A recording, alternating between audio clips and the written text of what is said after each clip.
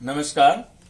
मैं प्रमोद कुमार, प्रवक्ता राजनीतिक विज्ञान, government senior secondary school, Jaitpur Jhajjar से आपको संघात्मक शासन प्रणाली के बारे में जानकारी देना चाहता हूं।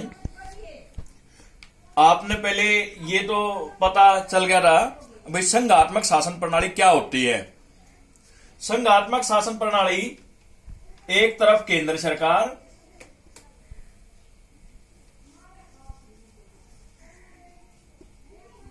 संघात्मक शासन प्रणाली होती है एक तरफ केंद्र सरकार और दूसरी तरफ राज्य सरकार काम करती है, उसे हम संघात्मक शासन प्रणाली कहते हैं। बेटा आपने पहले जो YouTube पर मेरी जो वीडियो है संघात्मक शासन प्रणाली कैसे है, संघात्मक शासन प्रणाली किसे कहते हैं, वो आपने देखी होगी। अगर नहीं देखी हो तो वो पहले वाली वीडियो देखें, जिससे आपका ये क्लियर हो जाएगा भाई संघात्मक शासन प्रणाली किसे कहते हैं।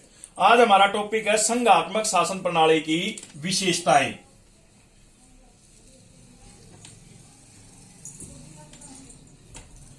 संघात्मक शासन प्रणाली की विशेषताएं क्या है? संघात्मक शासन प्रणाली अगर किसी राज्य में स्थापित करनी है तो उसकी विशेषताएं हैं। सबसे पहले लिखित संविधान होना चाहिए। लिखित संविधान, संघात्मक शासन प्रणाली के लिए लिखित संविधान होना जरूरी है। जैसे भारत का जो संविधान है लिखित है, विस्तृत है, क्योंकि शक्तियों का स्पष्ट विभाजन है। अगर केंद्र सरकार और राज्य सरकार में कोई विवाद उत्पन्न हो जाता है तो अगर लिखित संविधान है तो उसको सर्वोच्च न्यायालय के माध्यम से लिखित में दिखा करके भाई ये विषय किस राज्य का है, केंद्र का है या राज्य का है, तो लिखित है तो उसका समाधान हो सकता है, उस समस्या का निदान हो सकता है। तो अगर संघात्मक शासन प्रणाली लागू करनी है तो पहली विशेषता ये है भाई लिखित संविधान होना चाहिए। इसीलिए भारत का संविधान की एक विशेषता ये भी है, भारत का संविधान संघात्मक है, क्योंकि भारत के संविधान में 22 अध्याय, 12 अनुसूचियां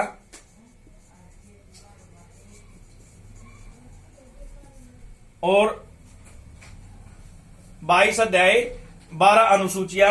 पहले बेटा 395 अनुच्छेद थे, बाद में 404 हो गए। अब ये बोल रहे 448 अनुच्छेद हैं।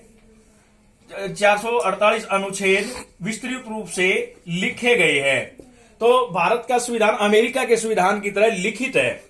तो लिखित संविधान होना भारत बहुत ही जरूरी है। अगर लिखित संविधान नहीं है तो संघात्मक शासन प्रणाली नहीं चल सकती, इसलिए लिखित संविधान होना जरूरी है। दूसरी विशेषता बेटे इसकी कठोर संविधान।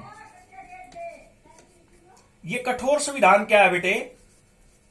भाई कठोर संविधान का मतलब होता है न्यूनी अगर जल्दी से उसको बदला जा सके। एक होता है लचीला, लचीला और कठोर। लचीले का मतलब होता है जिसको आसानी से परिवर्तन किया जा सके।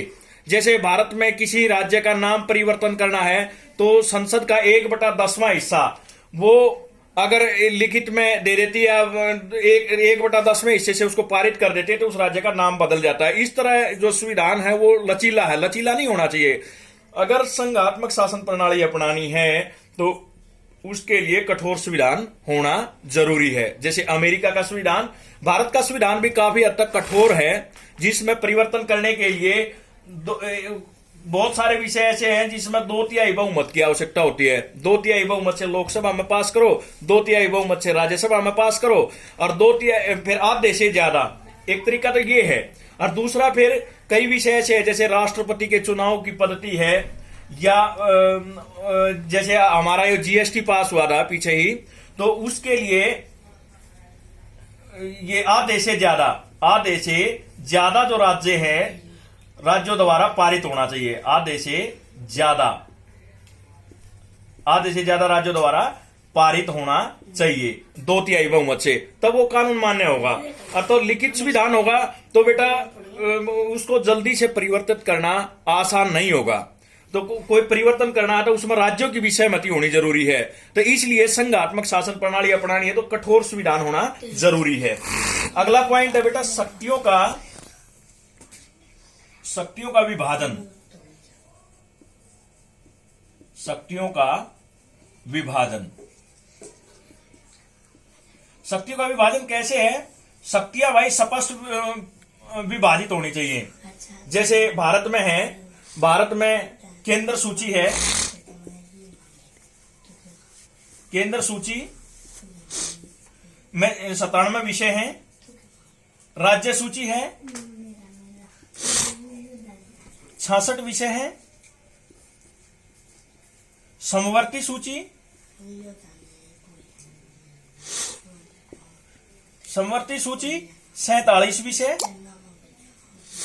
और लास्ट अवशिष्ट शक्तियां।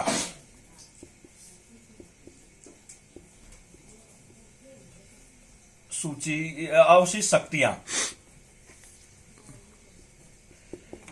ये क्या है? अगर संघात्मक शासन प्रणाली हमें लागू करनी है किसी भी राज्य, जैसे अमेरिका में है, शक्तियों का स्पष्ट विभाजन है। ईब जैसे केंद्र सूची है, केंद्र सूची में 97 विषय हैं।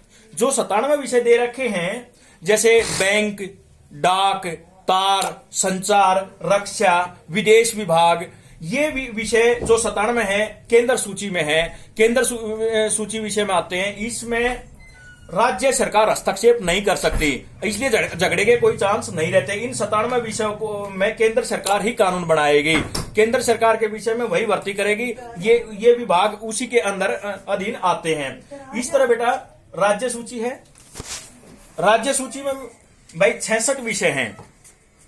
जैसे पुलिस, जैसे हरियाणा पुलिस, दिल्ली पुलिस, दिल्ली जैसे Chandigarh police, UP police, Uttar Pradesh police, Madhya Pradesh police, MP police, Punjab police. इस तरह बेटा कृषि से संबंधित विषय भी राज्य सूची में आते हैं। इसमें केंद्र सरकार का हस्तक्षेप नहीं होता। वो कुछ विषय है, कुछ समय होता है जिसमें केंद्र सरकार हस्तक्षेप करेगी, वो मैं बाद में बताऊंगा आपको। फिर इसके बाद समवर्ती सूची, राज्य सूची में 66 विषय, समवर्ती सूची है भाई, इसमें है 47 विषय, जिसमें समवर्ती का मतलब होता है दोनों, जिसमें केंद्र और राज्य दोनों मिलकर के कानून बनाती हैं, तो उसको हम राज्य सूची के नाम से जानते हैं। राज्य सूची में 47 विषय हैं, जैसे शिक्षा, और कई विषय हैं जो राज्य सूची में आते हैं जिसमें दोनों मिलकर के कानून बनाएंगे। अवशिष्ट शक्ति का मतलब होता है जो तीनों में नहीं आए, वो अवशिष्ट शक्तियां केंद्र के पास हैं, इन पर कानून केंद्र सरकार बनाएगी। इस तरह शक्तियों का विभाजन स्पष्ट होना चाहिए। हालांकि झुकाव जो है केंद्र सरकार की तरफ है, एकात्मक का लक्षण दिखाई देता है, लेकिन फिर भी यहां शक्तियों को बांटा गया है। तो इसलिए संघात्मक शासन प्रणाली अपनाने के लिए शक्तियां का स्पष्ट विभाजन होना जरूरी है। स्वतंत्र और निष्पक्ष न्यायपालिका, स्वतंत्र व निष्पक्ष न्यायपालिका।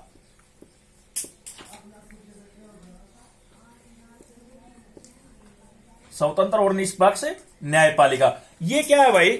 जब किसी विषय में, किसी क्षेत्र में केंद्र और राज्य का कोई विवाद हो जाता है, तो न्यायपालिका स्वतंत्र होनी चाहिए, निष्पक्ष होनी चाहिए, न कि केंद्र सरकार या राज्य सरकार की तरफ उनका कोई झुकाव हो या पक्षपात हो। अगर पक्षपात करती है तो संघात्मक शासन प्रणाली नहीं चल सकती, उसका कोई फायदा नहीं है। इसलिए संघात्मक शासन प्रणाली अपनानी है तो स्वतंत्र और निष्पक्ष न्यायपालिका होनी जरूरी है।